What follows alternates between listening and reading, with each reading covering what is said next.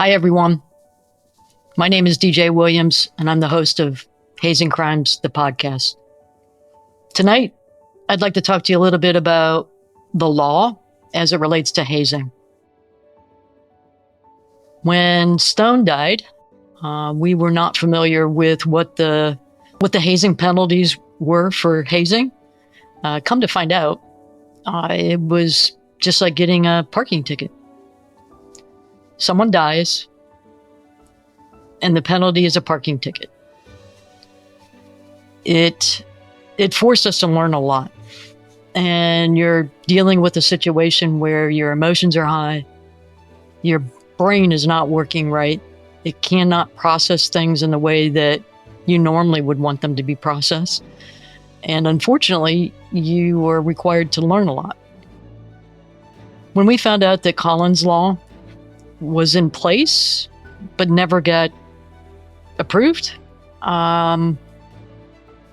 really made us think a lot about what we were doing and how could we make a change. So quickly, we got involved. Sherry and Corey went to the Senate, Ohio Senate, and pleaded their case as to why Collins Law should be in place. Our belief was that if Collins Law was in place prior to Stone, that he would have survived. And he would have survived because the law would have been in place. Parents would know more about what's going on. Visibility would be there.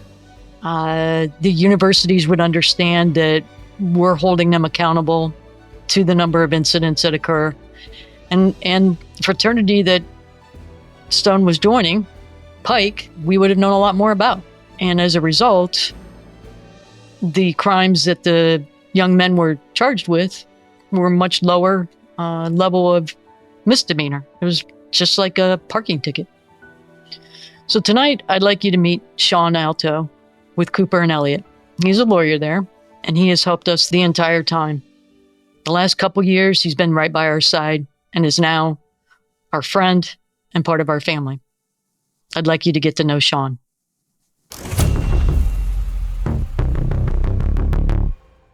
Sean ALTO is with us today, and he's a lawyer with Cooper and Elliott. He's an accomplished attorney with a refined approach to client representation. At his core, he believes people dealing with the worst situations of their lives deserve understanding and high-quality guidance. Sean makes a difference for his clients by quickly and efficiently navigating cases with minimal distractions at the highest possible value. But what's more, his work and tireless commitment to justice makes a positive impact on society, influencing public policy, and generating national news. Thanks, Sean, for joining us. Thank you very much for having me, DJ. I appreciate it. This entire bio represents you well. Appreciate that. I remember the time that we met on the phone. Never forget it. Yeah, it was a tough call. I remember being so confused that I had to ask you to spell your first name and your last name.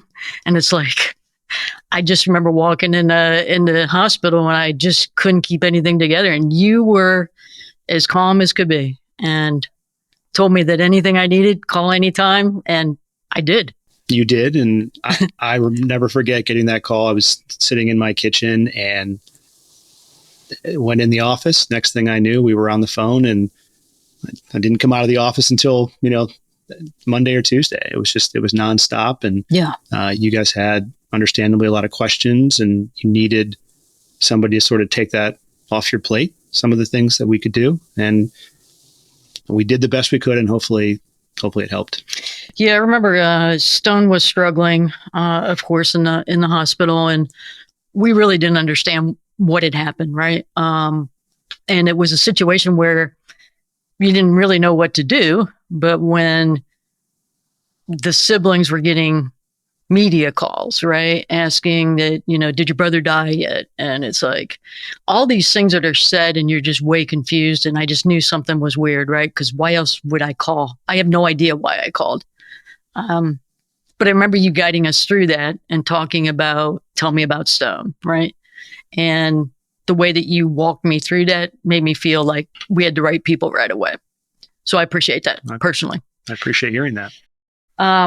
let's get into some of these things here that we typically talk about on the podcast. From our point of view, we've been spending a lot of time talking about how the family was impacted. Uh, give me your perspective on what it was like for you as a parent, as a lawyer.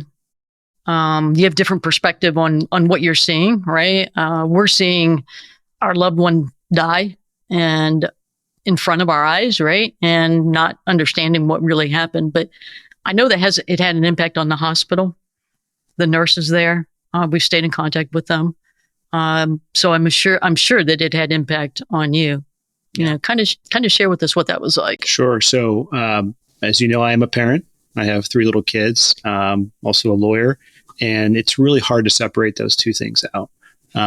Anytime you're dealing with a case like this where someone's seriously injured or unfortunately passes away, I have a job to do, and I, for better or worse, need to separate out my parental thoughts and feelings and sort of step into the role of, I am a lawyer. I am representing a client. I view that role as a protector, as someone who needs to figure out answers to questions. And while I've never been in your shoes or Sherry or Corey's shoes, I've been through cases like these, which I think helps me guide you and the family in what is to come.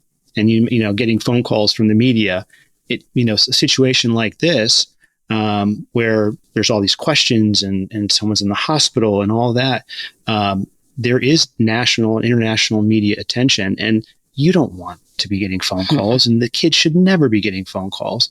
But even just to get in front of that and say, direct all those calls to me, we will handle it. I view my role in that sort of initial phase as, what can I take off your plate so you can focus on what's really the most important? And that's Stone, right? And that's doing the things you need to do to be there for him. And that's my lawyerly role. From a parental role, it's really challenging. I want to wrap my kids up in bubble wrap, right? Not just because of this case, but because of all the cases that I've handled. There's always a dangerous product, a dangerous person, a dangerous company. If I could keep my kids wrapped up and never send them out into the world, but I realize that's not realistic. And the effect that this and other cases have had on me is, I and my wife feel compelled to have more serious conversations about risk with our young kids, even the 5.5 and the 4-year-old, about things that I otherwise maybe wouldn't have those conversations. And we're at some event and the kids want to do something, and no, you can't. And maybe I should be doing less of that, but I'm not ready for that. And I think that's okay, right? If we had more conversations, if we had more insight as to what to warn Stone by, right? I mean, having those conversations are what we're asking people to do, right? Talk openly and honestly about it. So talk to me about what hazing means to you. And if you were to describe that to a middle school student, how would you describe it? So I view hazing as, I think there's a million different definitions, and I don't think necessarily the legal definition or a case site or anything like that is what do it justice. I think the way I can kind of boil it down, if I'm talking to a middle schooler, would be, imagine you're a middle schooler and you want to join an organization.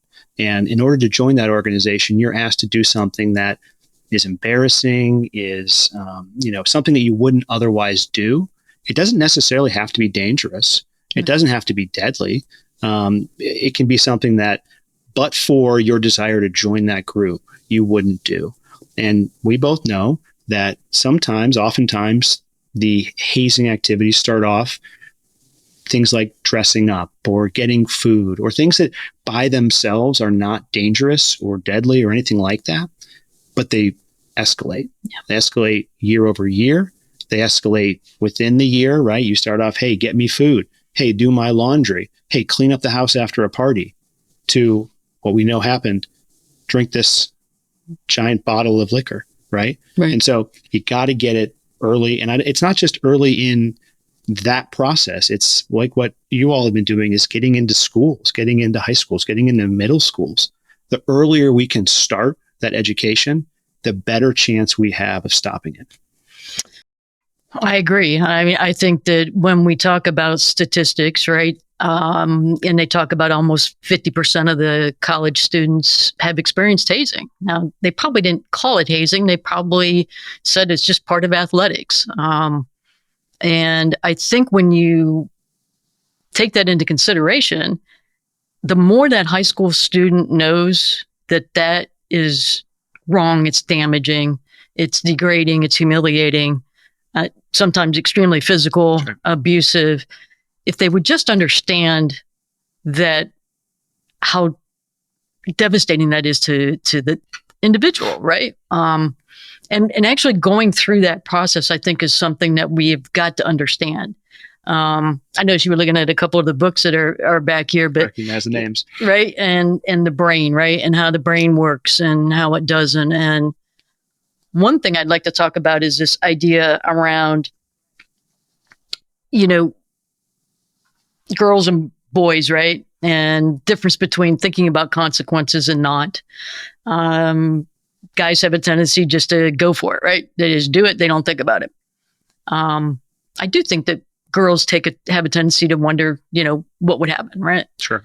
How will you help your children through that, right? And that idea that, especially because you get a little boy, right? And his ability to be able to consider consequences. How do you have that conversation? Well,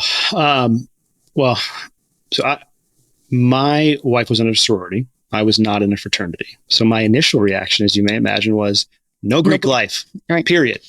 And my wife's like, well, let's, talk about this. She went to Miami University and she did the sorority thing and largely had a good experience. She didn't experience anything like any of the stuff that we've talked about. But she had friends in fraternities who did experience hazing. And I think for us, and by the way, I don't think that a single conversation is enough. I don't think it's got to be ongoing. And there's a lot of that we could talk about. But for us, how are we going to do it? Hopefully I do a good job. Hopefully we do a good job. That's the best I can say because, that's a tough one. That's a tough one because, again, it's the most important thing in life, right? It's family to me. And making sure, I think being a good dad, being a good parent is way more important than anything else I do in my entire life. And so I will do everything I can, every conversation I can have. I think, we talk about the dangers with them now, but I think it's too early in my mind to start talking. But as they get into middle school, certainly, and they get a little older, and they're going to experience bullying, right? Which is a form of hazing. They're going to experience things like that in school. And I think starting those conversations as early as possible. And I think talking about what daddy does for work and mom, my wife does, she's a lawyer. She does different kind of law. But talking about the kind of cases that I handle and the things that I see where people get hurt or killed. I hope if we talk about it over and over again, and they've seen me on the news and they've seen me do these things.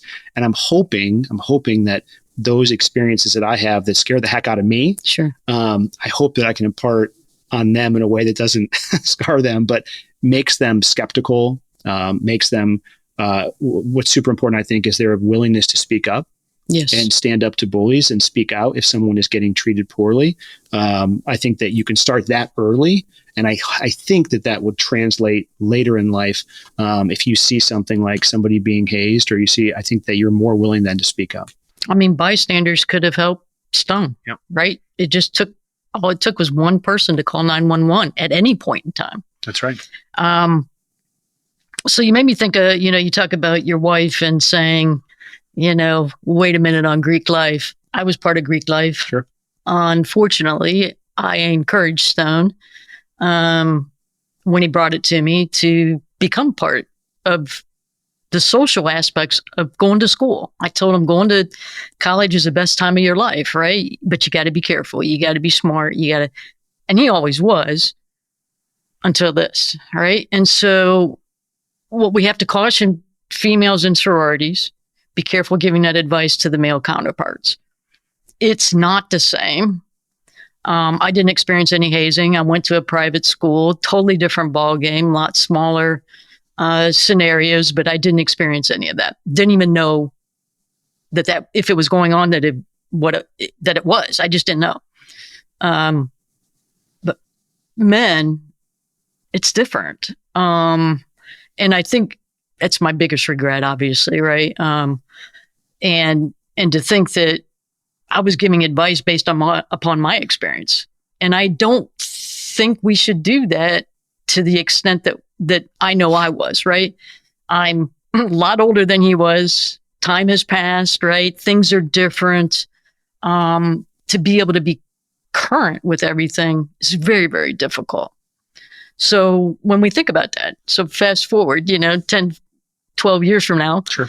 And how do you keep up with what's going on in the world so that you know and recognize that?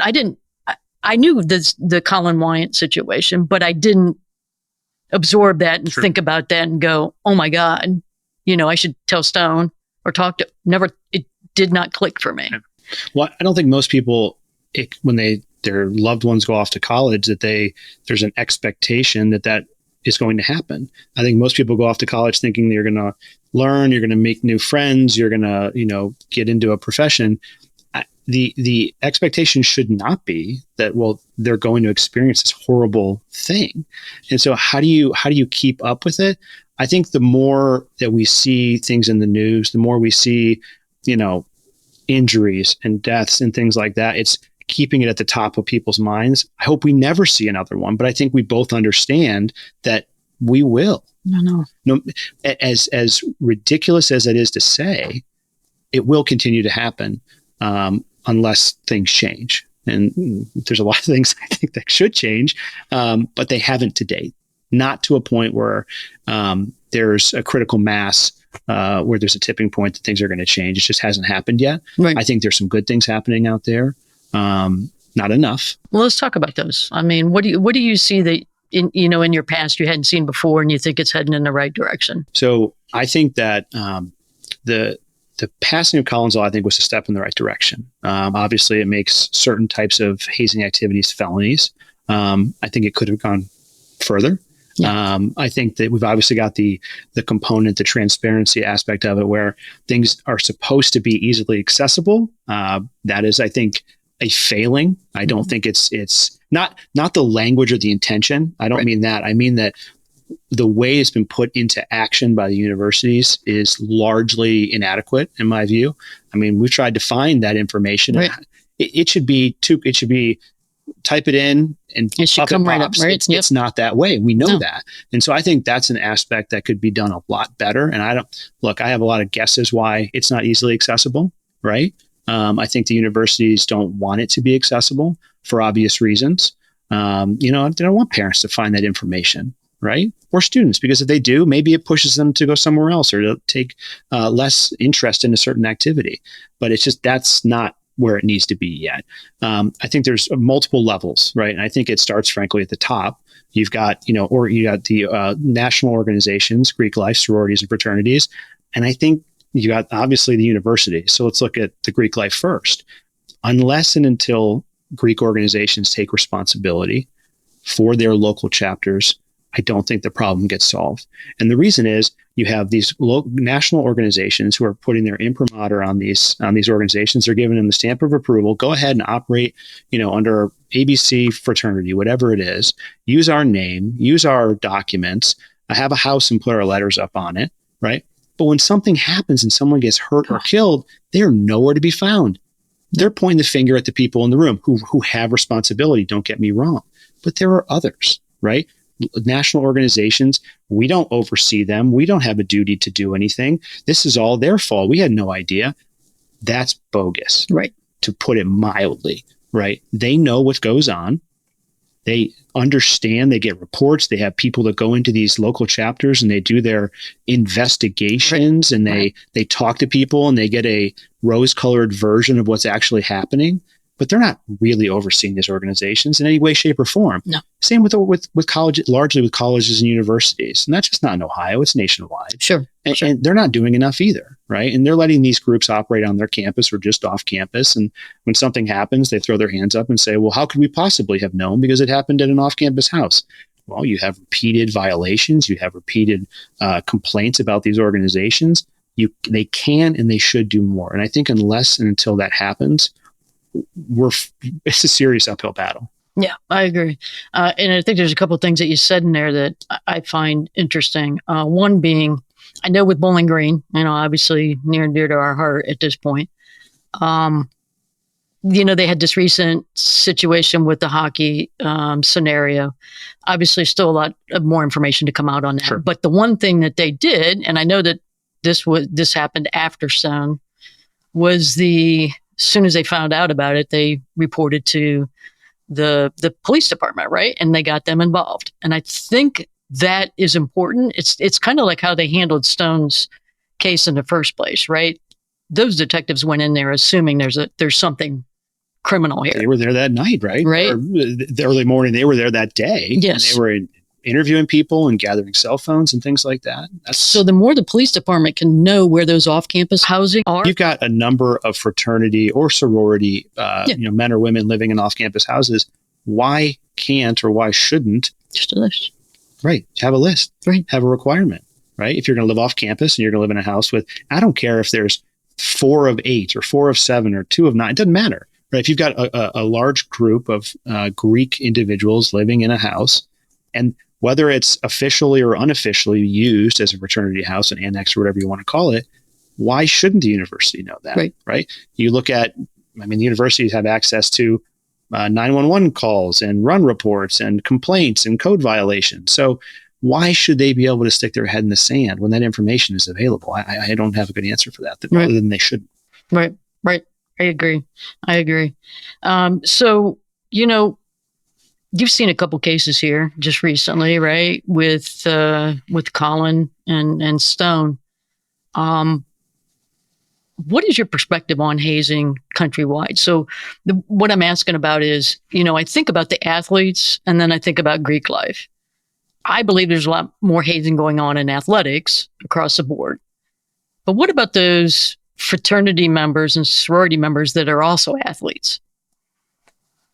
Part of me is wondering how this connection point plays out. So, for example, if you were an athlete in high school, you were used to being hazed, right? Sure. You now go into a college experience and you're still being an athlete. And, oh, by the way, I get to do this social thing. Oh, yeah, that's the type of stuff we do all the time, right? Well, I think we talked about high school, middle school. I think if these men or women are being hazed in high school, in their minds, their 16, 17, 18-year-old minds, it's normalizing that behavior. That's exactly right. So when they go off to college and they join this organization, Greek Life, it doesn't have to be Greek Life. It could be a band. It could be a student organization. It could be an athletic team.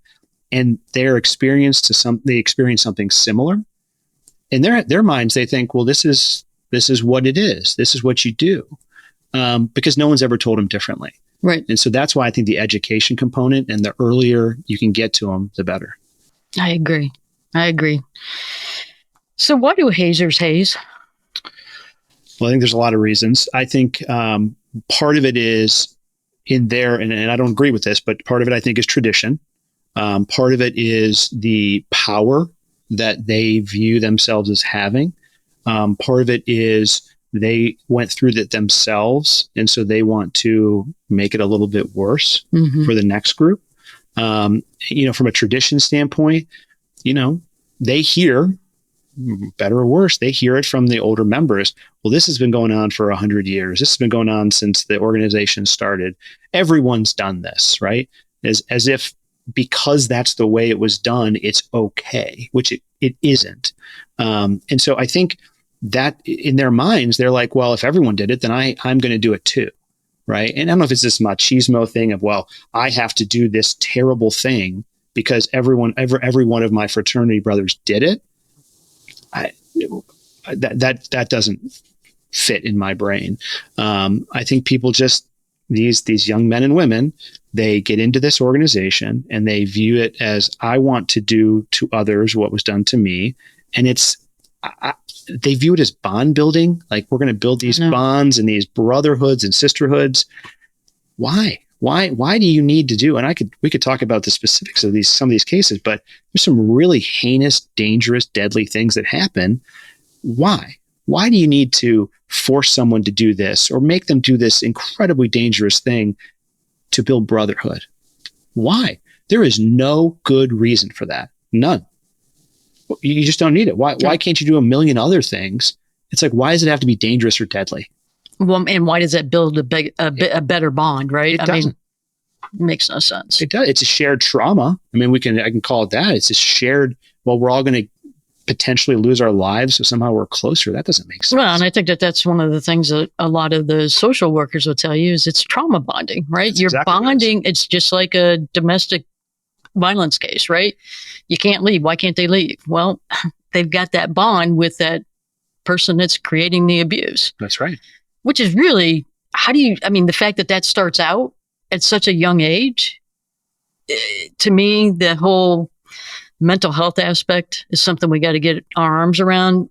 Good mental health. It's not like we're going to go in there and go, oh my God, you guys are all messed up and we got to fix you. Right. No, we're trying to make that a good, healthy situation, not where you're, having them do calisthenics and beating the crap out of them. Right. So I don't know. I don't understand it.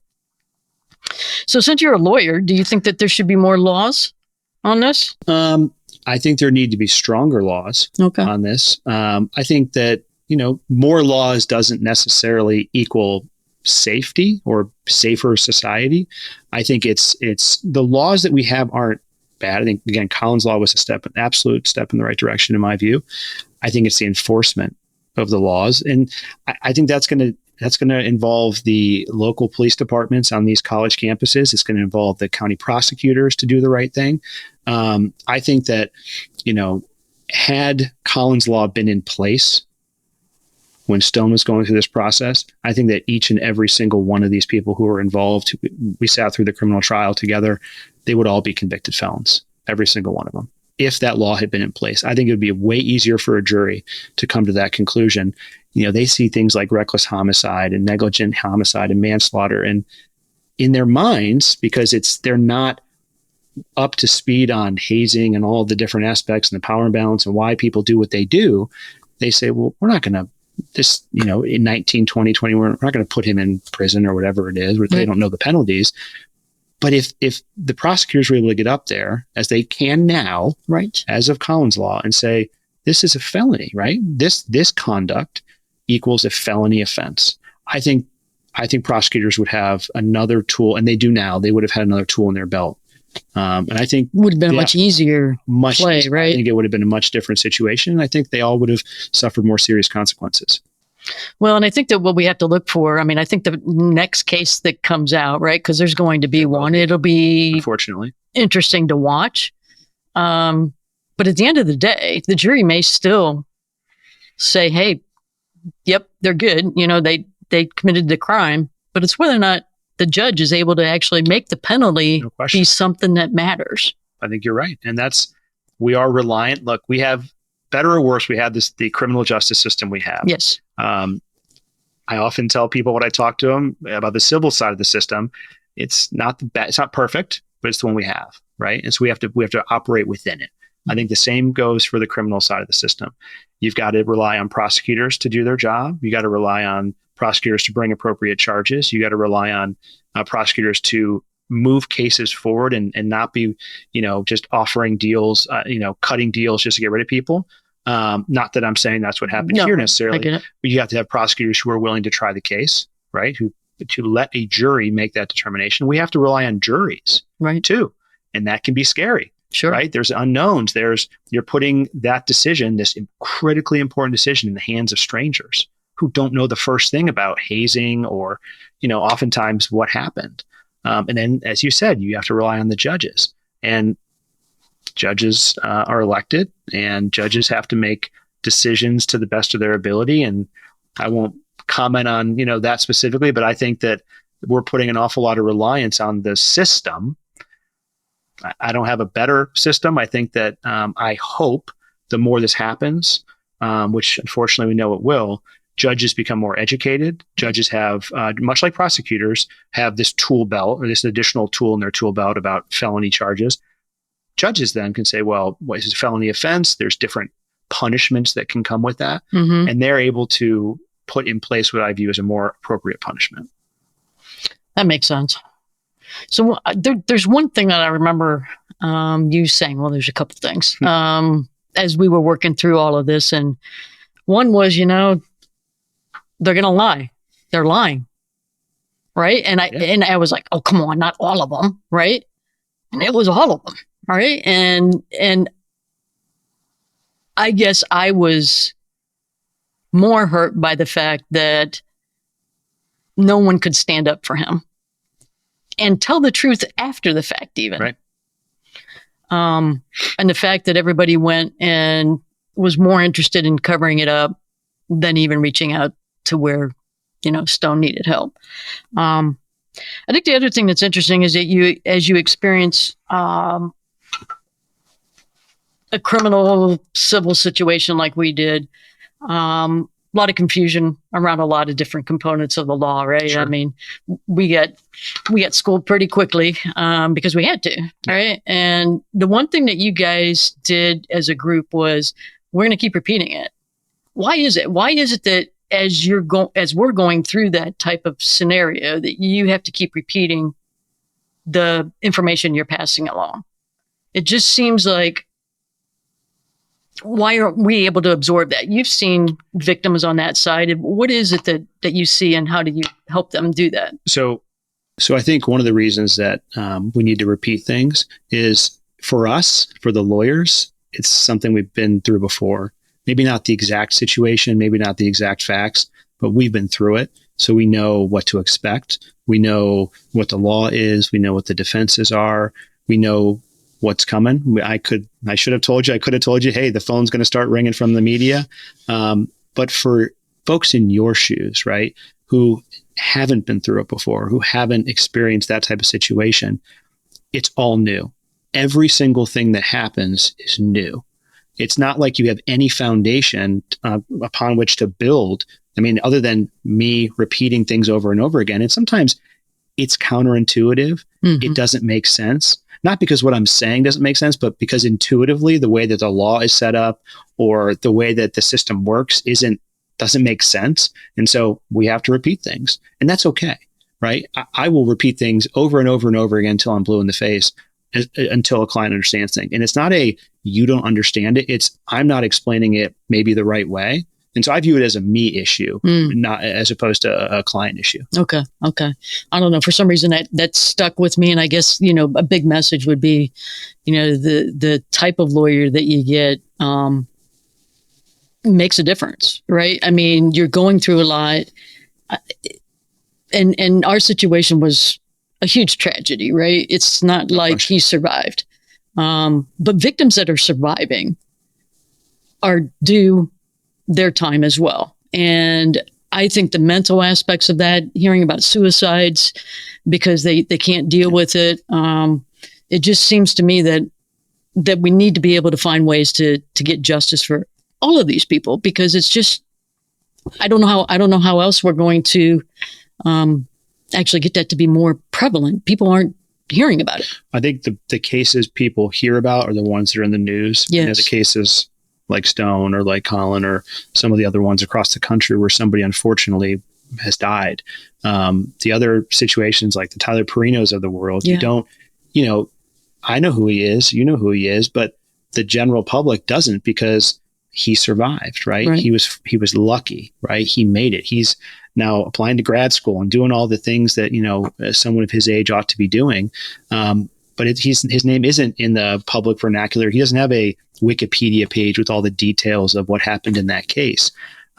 Perhaps people in those shoes may respect a little bit more privacy. Sure, which I would totally understand as well. Tyler and other folks who represented, they're out there speaking, right? They're out there talking about their experience and educating others in a way that gives them a really unique perspective, right? To go into a room and say, I experienced this. This is exactly what happened to me.